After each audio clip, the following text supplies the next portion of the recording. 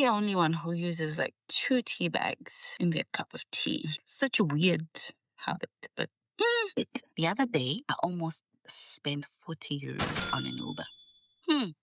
Child, I don't know what 40 euros means to you, but to me, 40 euros is like a week of groceries. 40 euros is a fortune. And for a moment, I almost panicked because somewhere in the back of my head, I started doing mental financial gymnastics. Can I afford this? What does this mean for the month if I spend 40 euros? What does this mean for the budget, for my budget, if I spend 40 euros on an Uber? What does it mean for me to part with 40 euros that I wasn't expecting to part with? I don't know, but sometimes these unexpected expenses can make you feel like your progress, your financial growth has taken a backseat, like has taken 10, 5, 3 step backwards. And that's how I almost felt in that moment. But something different happened, and something that would not have happened a year ago. And that difference, that small shift in how I responded to this 40 euro expense, to this unexpected 40 euro expense, told me more about my financial progress than any other number could in my account. Stay with me. Just stay with me. I'll explain. Hi, welcome back to the channel. And if you're new here, my name is Gracie. This is a journal of reinvention, a journal of starting over. I am currently rebuilding my life and building my finances from zero at 37. And so I document the process, my wins, my losses, honest conversations about rebuilding. And if that sounds like something that you need right now, stick around and subscribe. You are in the right place. Today, I want to talk about something that is underrated when you're rebuilding your finances and how getting it right changed everything for me. So let me tell you what happened. So I woke up late. I had a running tummy. And what seemed like a normal morning wasn't really a normal morning. So by the time I sorted myself out and bolted out the door, I was literally cutting it fine time-wise. And as I was rushing to the bus stop, I realized I took the wrong jacket and my work ID was in the other jacket. Oh, took up a chaotic morning. So I rushed back home to get my jacket, to get the other jacket. Now, for context, I live in the village and my commute is like an hour long. I need to take the bus, and then from the bus, I take the tram. And if I miss the bus comes every 30 minutes. So already I was late. Now I was late because I'd already missed that bus. So I get home, I grab my jacket, and then I look at the time and I'm like, shoot, I'm late. Like I am really late. So I open my Uber app and I'm trying to check if I could salvage some time using an Uber. And then the Uber is saying 40 euros. Ooh, okay, right. Option 2 is wait for those 30 minutes and get the bus. And here's the thing. Last year, 40 euros, that same unexpected 40 euros would have sent me reeling, would have sent me back into debt, would have sent me into dipping into that credit card again. And anything unplanned meant debt, and debt meant spiraling, and spiraling meant stress, chaos, mental breakdowns. Oh, you don't know the chaos that money and not having enough money causes, and being in debt causes. But this time, when I checked, I had it, I was covered, so I booked the Uber. Now, plot twist, baby. Honey, that Uber app took so long to assign me a driver, it just made sense to take the bus because my ticket is already paid for. So I canceled that trip and then took the bus anyway. And yeah, I was fashionably late. Story for another day. But here's what stayed with me from that chaotic morning. Not the running tummy, not the Uber that didn't assign me a driver on time, but that feeling that I had a choice, that feeling that I was covered, that feeling that this was planned for, such an incident was planned for, and I wasn't operating from panic, but I was operating from a place that I knew that I had planned for such an incident.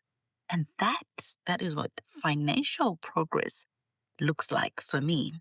So whether I used that 40 euros or not, I know that I could have made that decision without feeling guilty because measures had been put in place to avoid me dipping into debt, to avoid me using my credit card, to avoid me being in overdraft in my account when an unexpected crisis hit. Let me be honest with you for a second and tell you what last year Gracie would have done with that exact same morning.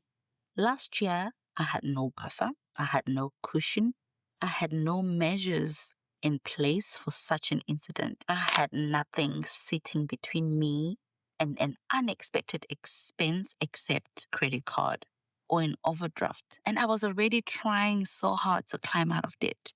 So a 40 euro expense, a 40 euro unexpected expense would have meant a 40 euro step back into debt. And that for me would have been a crisis.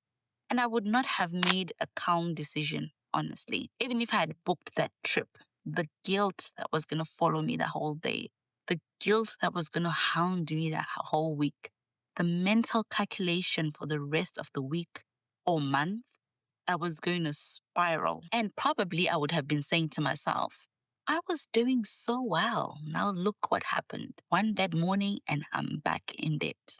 Yes, I know. You could just say Gracie is just a 40 euro debt. But come on, these unexpected expenses build. It could be 40 euros this week, 100 next week, a broken phone needing replacement, maybe 500 euros.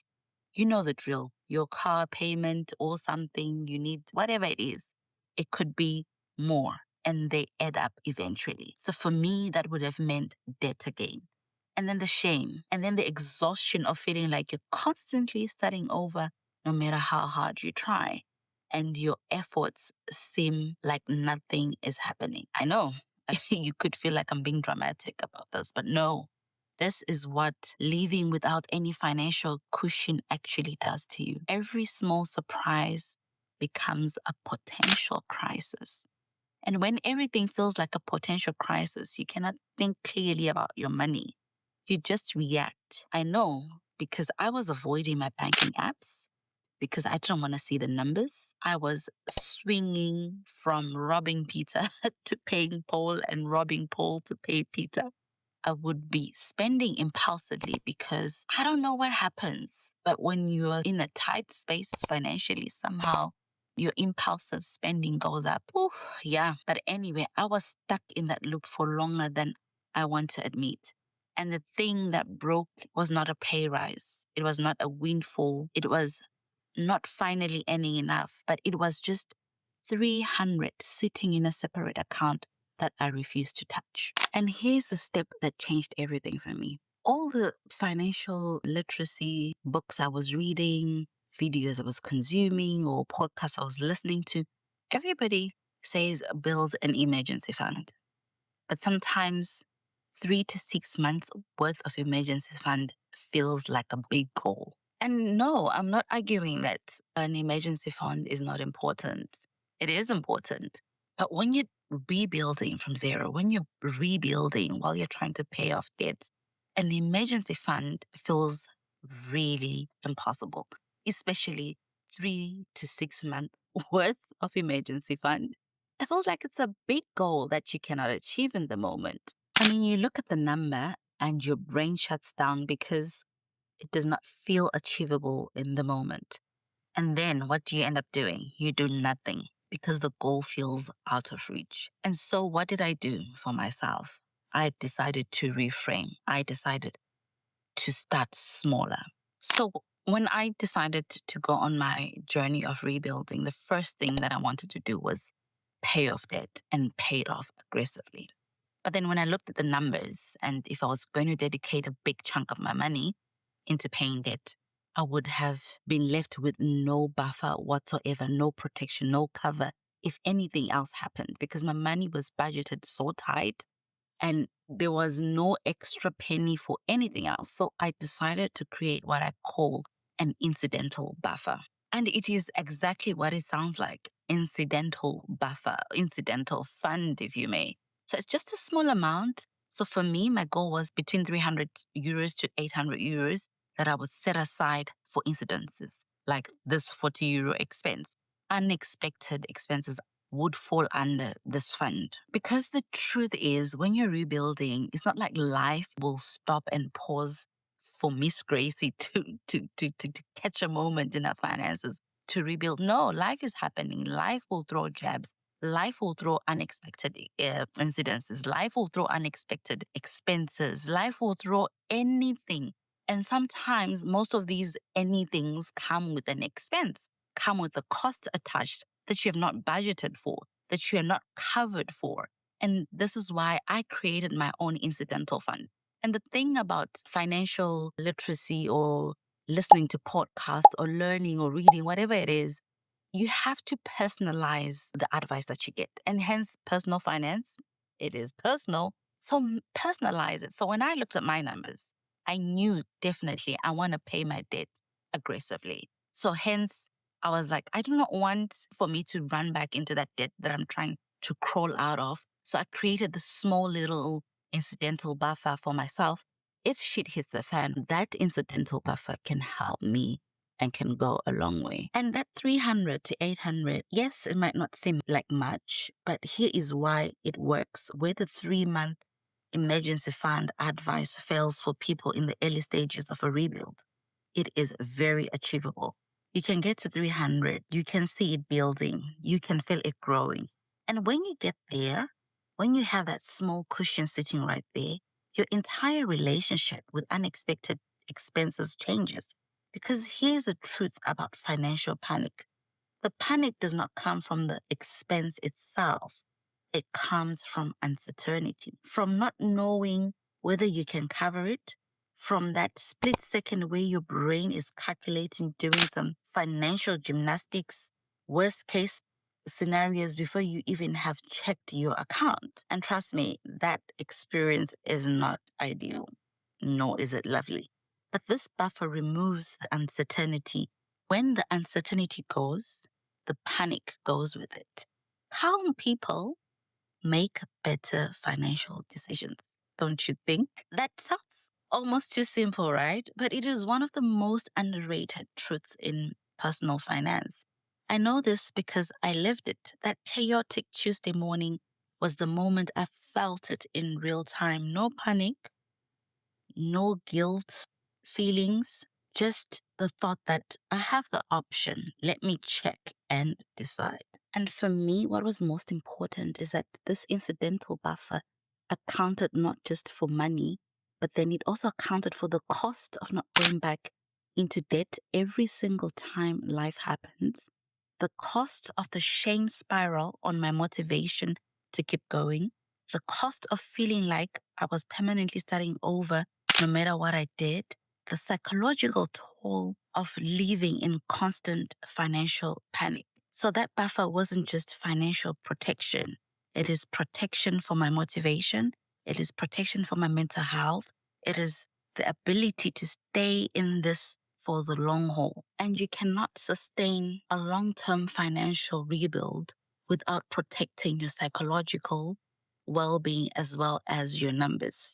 Best decision that I've made while I'm rebuilding my finances has been to create that small incidental buffer, because now I can truly focus on attacking and paying off my debt aggressively.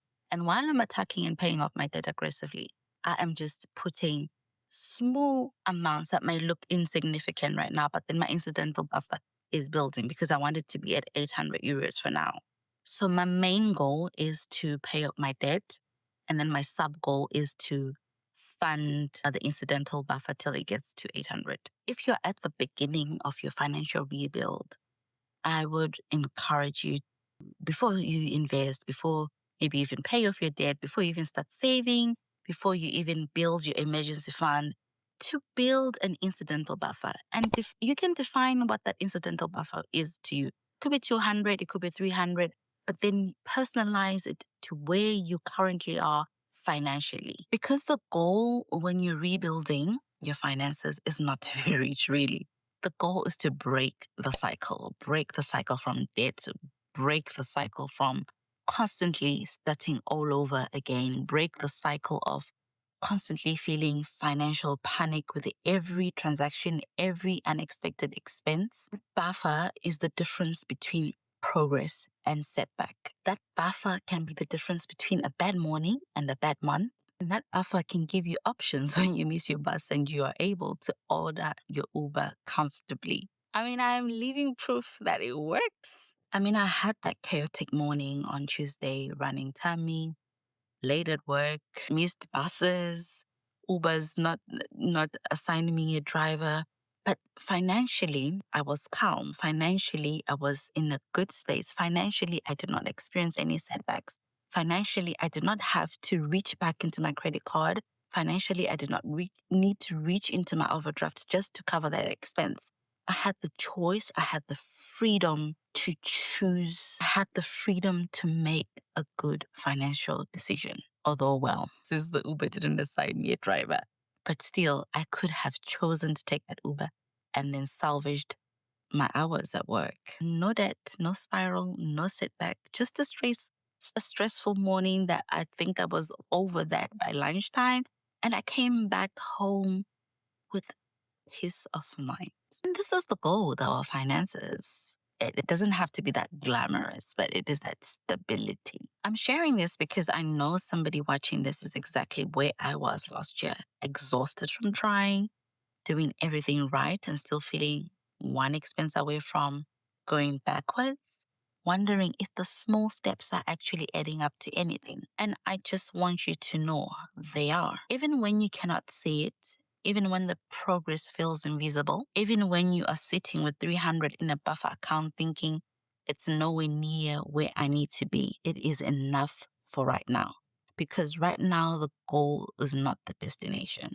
The goal is staying in the game long enough to get there. Building the kind of financial foundation that means a bad morning is just a bad morning, not a crisis, not a setback, not proof that it will never work, just a random Tuesday. And that is worth more than any number. If you're on a similar journey of rebuilding your life, your finances, please subscribe because this is where the real conversations are going to be happening. We're going to be talking about everything rebuilding. I would like to hear from you if you have had any unexpected expenses that caught you off guard, any expected expenses that probably made you spiral back to debt or overdrafts or credit cards. Drop your story here. Let's learn from each other. This is a no judgment zone. Trust me, I am rebuilding from zero and I am relearning finances at my big age, 37. So I ain't here to judge, but to learn from you guys and to learn together. Also, do you have something similar to my incidental buffer or you're building your emergency fund? And if you're also rebuilding, what are you starting with first? Are you investing? Are you saving? Are you paying off your debt? Are you building an emergency fund? What are you starting with and why? Thank you again for watching. See you on my next video. Ciao, ciao.